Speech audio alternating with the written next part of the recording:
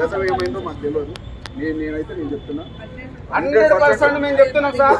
గతంలో కౌన్సిల్ చేసినటువంటి మోసం వల్లనే మేము ఈ స్థితిలో ఉన్నాం.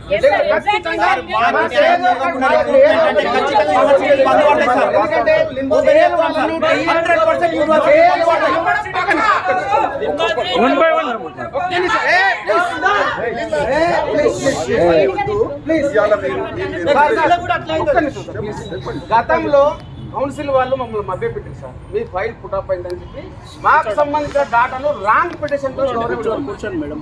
దానివల్ల దానికంటే ముందు ఏమైంది అంటే ఏజ్ పెంపు కోసం ఫైల్ పంపిస్తే కేసీఆర్ గారు మా అంశాన్ని పంపాల్సిన దాన్ని పక్కన పెట్టి ఏజ్ పెంచే అంశాన్ని ముందుకు పంపించడం వల్ల మాకు అన్యాయం జరిగింది. దానికి ముఖ్య పత్ర కౌన్సిల్ వాళ్ళే చేసారు, చైర్మన్ వైస్ చైర్మన్లే చేసారు.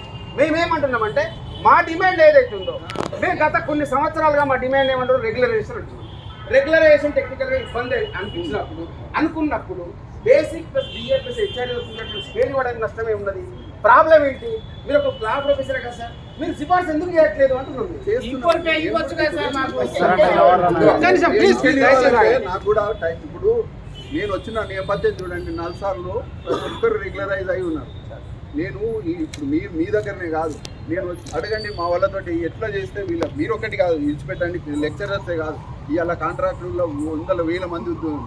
మనం ఏం చేస్తే బాగుంటుందని డిస్కషన్స్ అవుతున్నాయండి. మీరు అన్నది ఏం చేస్తున్నారంటే వచ్చింది నాకు 2 నెలలు అయింది. నేను చెప్తున్నా కదా, నేను కూడా మా టీం తోటి, నేను పురుషోత్తం సార్ తోటి, మహమ్మద్ గారితో కూడా ఈ విషయాలు ఎన్నిసార్లు మాట్లాడినా అడగండి. ఇప్పుడు ఈడ ఉన్నాడు.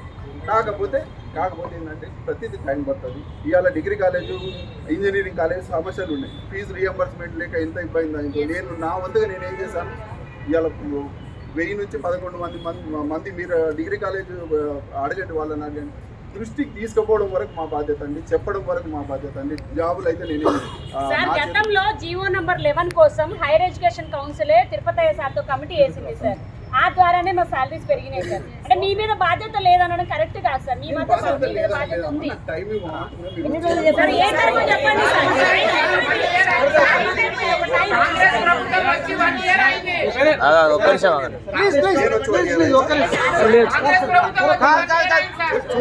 ఒక్క నిమిషం